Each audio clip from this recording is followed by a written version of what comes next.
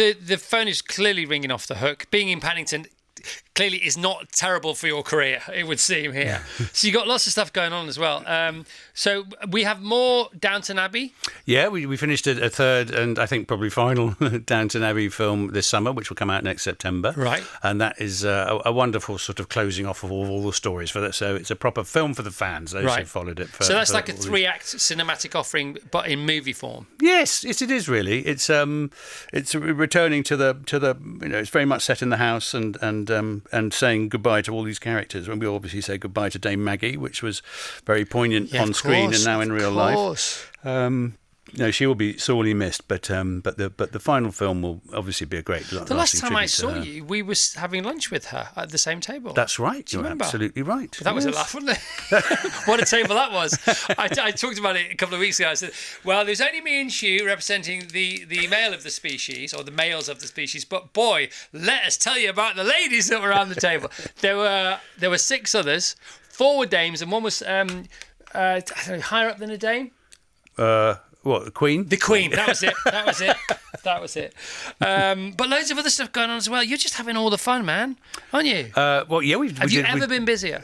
No, it doesn't feel like it. We've got a second season of The Gold, which was all about the Brinks-Mat heist. Yeah. That's coming up in the spring. You've got The Agency going on. The Agency, yeah. What's The Agency? Tell us about The that. Agency is a 10-part series. It's an English language version or adaptation of The Bureau, which was a wonderful French show, and it's all about spies. And in this version, Michael Fassbender and Richard Gere play the sort of heroes of the American spy ring, and I play the sort of MI6 guy saying, I thought we were going to share information. Hang on a minute. What a cast. I know, it's pretty good, eh? What was that? Look at your little face. I know. I was so excited because I'd said to my agent, I said, I need to have some quiet time because I'm trying to write another book. Yeah. And I said, I don't want to, I'm not going to take anything on. And she said, well, what about a few days with Richard Gere and Fassbender? I said, what time do you want me to turn up? Yeah, because you're like a bit of both, aren't you? You've got a bit of Richard Gere going on, you've got a bit of Fassbender going on. I tell you what, they both want to be you, mate. If I could look as good as Richard Gere does at 75, I tell you. What's he like? Absolute gent, complete delight. I really mean that. A real pro. Just to watch him at work was a real pleasure. Because he's a great actor, but he's more of a film star than an actor. And I remember John Ford saying about Sean Connery. Was it John Ford? The Man Who Would Be King? Who directed that film? Oh gosh, wasn't I can't John remember. Ford? Was it? No, it was Michael Caine and yeah. Whoever directed that film, was it John Huston? I think it was John Huston. Don't know. Come on, move on. So he said to both of them, he said on set, Sean, you are the best film star I've ever worked with, and Michael, you're the best film actor I've ever worked with. And neither of them minded that because they both knew what he was saying. That's very interesting. And what is Richard Gere? Where if you had to put him in one camp, or not that you have to, but do you know what I mean? Because he's a mega star, isn't he? He's a mega star. There's something. I mean, he's got obviously great star quality, and you look at his the legacy of the films he's made, but. I call him a proper actor. I mean, he started in theatre, and we were talking a lot about theatre. And you can always, I think, tell someone who's come from those roots, and they have a certain approach to the text, to the way they respect the crew is very different to. I've seen film stars who can just sort of turn up and expect the world to revolve around them. But someone like Richard Gere, he's very. He's very sort of, spiritual and calm, and he'd in between setups, he'd just be, sitting quietly and not being aloof or anything, just quietly in his own space, and then come back and hit the beat every single time. It was just a real privilege to watch him work. Fassbender, fascinating. Well, he's just fantastic as well. He's carrying this show, which comes out, I think, on Paramount Plus in a few weeks, he's right at the heart of this show, and he's terrific. I mean, he's a great actor. I've never worked with him before, but he's a delight.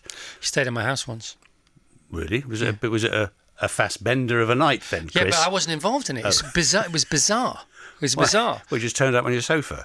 No, he turned up with Johnny Vegas. Oh, my gosh. Johnny, because while Michael was trying to make it in acting, he worked in a bar in Camden. And I used to live just around there, and I knew Johnny. I've known Johnny for years, and Johnny was drinking in the bar and got on really well with this cool bartender who he thought was just all the cool, and they got on famously. And in the end, I think Michael said, "Oh, sod this for a lot. Let's just go out." And I think he just left his job, and Johnny took him out for the night, and then they didn't know where to go. They ran out of place to go, so they knocked on my door at midnight, and I didn't know this, so Michael Fassbender told me the story. He said, I've stayed at your house. I went, nope. No idea. I love it. No idea. Cool, though. Right, so, and you've got this film, Go Away. Oh, Go Away's fun. Hugh Bonneville, Go Away. Go Away. What's going on? That's a very funny black comedy, all set in one house. It's a bit like it's got a flavour of Shallow Grave. It's a sort of dark comedy, and that'll be coming out next year. And that's done as well. That's done. Yes. Wait, hang on a minute. When did you do all this stuff? Well, I actually did Go Away on my days off from Hang on a Downton. minute. This is you telling your agent to just wind his neck in a bit, or her neck in a bit, because you want to write a book. Did you write the book as well? I'm about a third of the way through. Yeah. But you seem so chilled. Well, I'm not. I'm panicking. Well, you don't look like. I wish I've got to hand it in by Christmas, and I'm only a third of the way through, so I've got to get on with it. All right, mate. Precipice of Paddington in Peru. It's out a week tomorrow worldwide. So we know Paddington travels well, forgive the pun, as a movie franchise. Where have you been? What kind of reception do you get in other... Well, I remember when we opened the last one in Japan, Hugh Grant and I went out there for a few days, and the reception there was extraordinary. I mean, virtually the entire sort of crowd of people who were there at the premiere were dressed as Paddington. No. Yeah, lots of blue duffel coats and red hats. It was really charming. They really went to town on it. But it has a sort of staggered release around the world. It opens in America in January, and so it opens here first, which is great, on the 8th. So they've got it as a New Year's opening. Yes, in January. It's January the 17th. I never understand how it works around the world and why they choose. In America, there's a lot of Boxing Day releases, aren't there? Yes, big movie. They don't go pre, they go post. Yeah, that's right. And it opens, I think, New Year's Day in Australia or something like that. There's all different release patterns. We just have our own sort of cultural rhythms here, I suppose. Will your presence be required in those territories, as they say? I won't be able to, because I'm going to do a play. I'm doing a play in What? Just when you thought there wasn't room for anything else. What's the play? I'm going to do Uncle Vanya in San Francisco. Uncle Vanya? Shut up! Yeah, in Berkeley, California, just for a month. Right, have you done it before? No. So you've got to learn all that as well? Got to learn that, yeah. All right. But I'm looking forward to that. So James Lance did that recently. Where did he do it? He did it in... Is it on video? Was it Can I Wimbledon? get his ideas? Richmond. Ah, yes. Only Orange Tree. The Orange Tree. Yes, I heard that was amazing. Reviews yeah. across the board. Right, okay. Yeah. Thank you very much. So it's probably best doing it over there. Yeah, exactly. I'm doing it in a quiet little theatre in Berkeley. He said it's one of those things that's like... Because he's a broken human being, isn't he, by the end of it all? Yeah, well, yes, they're all pretty broken. Yeah. Are they? I don't know. But I know that he said that it was...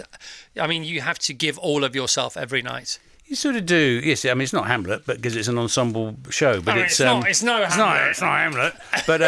But they're all very funny, fractured, flawed characters, and I love Chekhov. And if it's done right, it's very funny and very touching. Well, it's good to see you. I love you. You've always been very nice to us. You all support everything we do. Thank you, Hugh. Thank you very much for having me.